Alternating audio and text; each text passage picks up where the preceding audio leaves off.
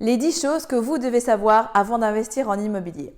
Bonjour à toutes et à tous, j'espère que vous êtes en pleine forme. Je m'appelle Elodie, je suis investisseuse, coach immobilier certifié, conférencière et fondatrice de Real Estate in Belgium, un organisme qui a pour but de vous aider à investir dans des biens qui vous rapportent de l'argent chaque mois.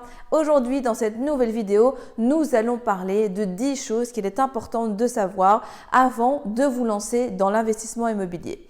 Et d'ailleurs, avant d'aller plus loin, je vous invite à vous abonner à la chaîne pour voir les prochaines vidéos et surtout, si vous souhaitez aller plus loin, voire lancer votre premier investissement immobilier, rendez-vous dans la description. Il y a toute une série de liens qui vont vraiment vous aider à passer le cap et à devenir un heureux propriétaire, à avoir votre premier revenu passif qui va commencer à tomber bientôt chaque mois. On se retrouve juste après le jingle.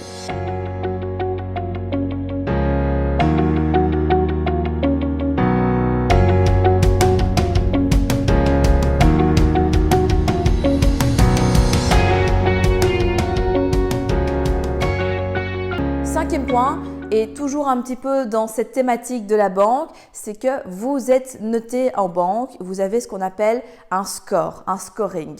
Ça veut dire quoi? Ça veut dire qu'en fonction de votre profil, en fonction du fait, si vous êtes en CDI, oui, depuis combien de temps, si vous gagnez beaucoup, si vous avez de l'épargne, si vous avez des placements, si vous avez des assurances, si vous avez des chèques, des checks, etc., eh bien, vous avez un score dans chaque banque, une notation qui se fait soit sous forme de chiffres, soit sous forme de lettres, parfois avec des couleurs également. Et forcément, au plus vous avez de points positifs, au plus votre score en banque augmente. Donc, c'est intéressant de le garder en tête puisque, vous le savez, et j'ai déjà fait des vidéos à ce sujet, mais épurez vos dettes, ayez une bonne gestion en bon père de famille de votre argent, économisez, etc., etc.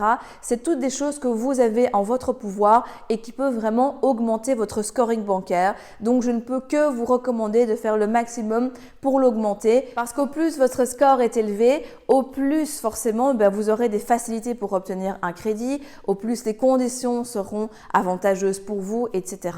N'hésitez pas d'ailleurs à demander à votre banquier votre score ou du moins, s'il ne veut pas vous le révéler, comment est-ce que vous pouvez l'augmenter. À bon entendeur, il y a des banquiers qui le font, j'ai déjà eu le mien et donc forcément ça me permet de jouer là-dessus et de faire le maximum pour que mon profil soit le plus alléchant possible pour les banques. Sixième point, hyper important, faites confiance à votre feeling. Quand vous allez visiter un bien, quand vous avez un contact avec un agent immobilier, quelqu'un du syndic, quand vous êtes en présence d'un entrepreneur pour le choisir pour vos rénovations, quand vous êtes en contact avec un partenaire financier ou encore quand vous faites la mise en location, hyper important, fiez-vous à votre intuition, à votre feeling, à votre ressenti. Pourquoi?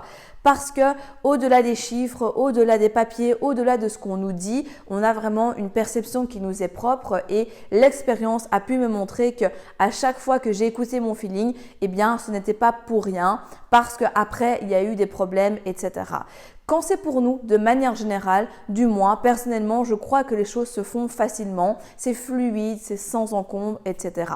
Quand ça commence à devenir extrêmement complexe, qu'on nous annonce blanc, puis finalement c'est noir, etc. Ou juste tout simplement au fait qu'on ne sait pas l'expliquer, on a un sentiment comme ça où on sent que c'est pas bon, on sent qu'il va se passer quelque chose ou juste on n'est pas hyper ouvert à ce qui se passe, c'est qu'il y a quelque chose qui va se passer et donc vraiment fiez-vous à votre intuition, à votre instinct. Vous verrez qu'au début du coup ce sera peut-être difficile à faire, mais à terme, au fur et à mesure, tout ça va devenir beaucoup plus facile pour vous. Donc, je ne peux que vous conseiller de faire attention à ce que vous ressentez. Septième conseil, dans toutes les circonstances, dans tous les cas de figure que vous rencontrez en immobilier, prenez une marge de sécurité. Prenez une marge de sécurité pour votre financement au niveau des travaux, au niveau des prévisions des charges. Bref, faites hyper attention. Pareil pour les meubles. De manière générale, gonflez votre budget dans tous les postes au moins de 10 à 20% et surtout, ayez aussi un minimum d'épargne de côté de sorte que si au cours de votre processus, au cours de votre projet, il se passe quoi que ce soit, vous pouvez puiser dans les réserves que vous avez constituées expressément pour les travaux, pour le meuble, pour un tracas qui surviendrait par après. C'est vraiment fondamental. Je vois trop de personnes qui malheureusement veulent faire des financements totaux en ayant 0 € sur le compte épargne, parfois même avec des dettes. C'est vraiment inconscient. Donc faites attention. Des soucis, vous en aurez toujours. Parfois, ça intervient un petit peu plus tard que prévu. Vous faites une réception de chantier, tout est en ordre et puis boum, 3 mois après, vous avez un souci. Boum, 6 mois après, il y a quelque chose. Bref, l'immobilier, c'est génial parce que, avouons-le, l'immobilier, c'est vraiment génial. Ça a plein d'avantages, c'est des revenus passifs, mais vous le savez que de manière générale, il y a de l'usure, on est en contact d'humains avec des personnes qui prennent pas spécialement soin des choses, etc. Donc, il se peut qu'il y ait des problèmes. Donc, vraiment hyper important, votre épargne, au moins un petit peu d'épargne de sécurité sur le côté et également pour tous vos postes, 10 à 20% de marge de sécurité, surtout quand on démarre. Eh bien, c'est assez commun que les personnes chiffrent mal les devis, l'entrepreneur dépasse, etc. Et en fait, se retrouvent avec un problème. Elles sont obligées de faire des crédits travaux ou autres ou de contracter d'autres types de prêts, tout simplement parce qu'elles n'ont pas eu assez et ça aurait été évité s'il y avait cette marge de sécurité. 8e conseil, un petit peu dans la même idée, c'est que le risque zéro n'existe pas. Comme je le sous-entendais juste avant avec la marge de sécurité, on ne peut jamais dire à 100% qu'on n'aura jamais d'impayé de loyer, qu'on n'aura jamais de vacances locatives, qu'on n'aura jamais un souci avec un entrepreneur, avec un banquier, etc. Et donc, comme on sait que le risque zéro n'existe pas, c'est important de s'y préparer et c'est important aussi de ne pas vivre dans une illusion, dans un monde de bisounours où tout le monde est beau, tout le monde est gentil, tout se passe vraiment au mieux dans le meilleur des mondes parce que laissez-moi vous dire que franchement, ce n'est pas toujours le cas. Donc, un conseil, vraiment, gardez-le en tête et prenez vraiment de la sécurité quand vous démarrez. Prenez de la sécurité financière, comme je le disais dans la clé précédente. Prenez de la sécurité dans vos projections. N'achetez jamais un bien si vous l'exploitez en courte durée ou en colocation qui n'est pas rentable, en location classique. Faites attention au niveau de vos crédits, etc.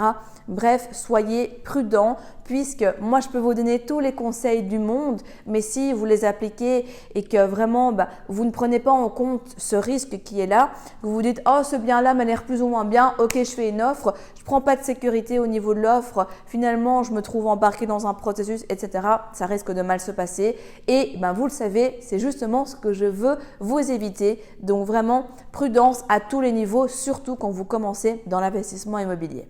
9e point, les chiffres ne mentent jamais.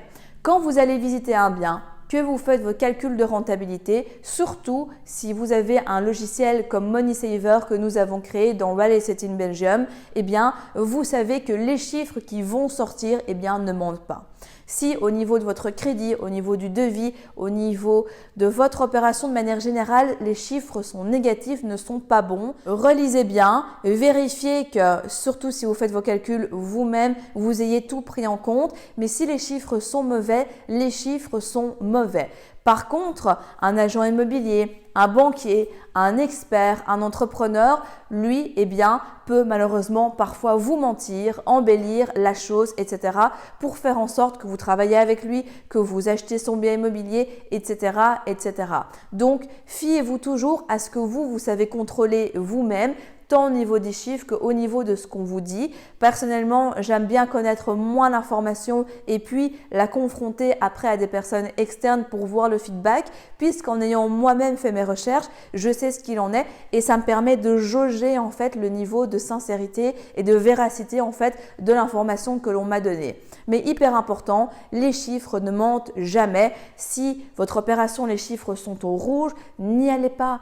Sauf si vraiment votre stratégie, c'est de faire du patrimoine et que vous avez énormément d'argent, etc. Mais même à ce niveau-là, si vous voulez quand même continuer et avancer, faites une opération qui est au moins à l'autofinancement. Mais vraiment, gardez ça en tête. On sait ce que nous, on récolte comme information. On sait ce que l'on a au niveau des rendus par rapport aux chiffres, mais on ne sait jamais la véracité de ce qu'une personne externe va nous raconter parce que vous le savez, nous n'avons pas les mêmes intérêts et objectifs que des personnes externes, surtout en immobilier. Et enfin, 10e chose que j'aimerais vous partager, et ça c'est vraiment une erreur de débutant, c'est qu'on se calque toujours sur la rentabilité et on recherche vraiment un chiffre au niveau du pourcentage en oubliant parfois le cash flow. Vraiment, ce qui est important, c'est pas la rentabilité. La rentabilité, excusez-moi de le dire comme ça, mais on s'en tape. Vraiment, on s'en fiche. Ce qui compte, c'est le cash flow. Est-ce que oui ou non, vous gagnez de l'argent chaque mois? Est-ce que oui ou non, eh bien, vous êtes obligé de faire ce qu'on appelle une épargne forcée et de mettre de l'argent chaque mois dans votre bien immobilier, tout simplement parce que vous êtes avec une opération en cash flow négatif. Et c'est vraiment aberrant parce que quand j'ai des personnes qui viennent me voir en conférence ou que je commence avec elles en coaching ou dans les formations en ligne, la première chose que je vois dans les projets, c'est une rentabilité. Et quand je pose la question du cash flow, la personne me dit « Ah non, moi je veux du 10%, etc. » Mais à quoi ça sert sincèrement d'avoir du 10% si c'est pour payer 200 € de sa poche chaque mois? Franchement, ça ne sert absolument à rien. Donc arrêtez de vous concentrer sur la rentabilité, mais surtout regardez toujours le cash flow. Parce que même si vous avez une rentabilité de 30% sur un bien et que vous êtes en cash flow négatif, la banque, c'est pas la rentabilité qu'elle va regarder. Elle va vous dire ok c'est génial, mais dans les faits, vous êtes en négatif. Donc nous, on va pas pouvoir ajouter ça à vos revenus. Peut-être qu'à un moment, vous serez bloqué, etc. Donc surtout, si vous démarrez et si vous êtes obnubilé par cette rentabilité, eh bien surtout, laissez tomber. Calquez-vous sur le cash flow. Bien sûr, vous pouvez toujours calculer une rentabilité, dans ce cas-ci nette s'il vous plaît, pas brut parce que brut ça ne veut absolument rien dire. Vous pouvez toujours la calculer. Ce sera aussi un indicateur supplémentaire, mais vraiment cash is king en Belgique. Ce que vous devez regarder, c'est vraiment le cash flow d'une manière générale. Si vous êtes arrivé jusqu'au bout de la vidéo, c'est qu'il est fort à parier que l'investissement immobilier en Belgique vous intéresse. C'est pourquoi je vous invite à vous abonner à la chaîne YouTube afin de ne manquer sous aucun prétexte les prochaines vidéos exceptionnelles qui vont être publiées. Mais également, surtout, ne repartez pas sans votre cadeau offert. Pour cela, rien de plus simple, il vous suffit de cliquer juste en dessous de la vidéo sur le lien et vous allez accéder directement au cadeau que je vous offre et qui va grandement vous aider lors de votre demande de financement. En attendant, je vous dis à très vite, prenez soin de vous et on se retrouve très prochainement pour de nouvelles aventures.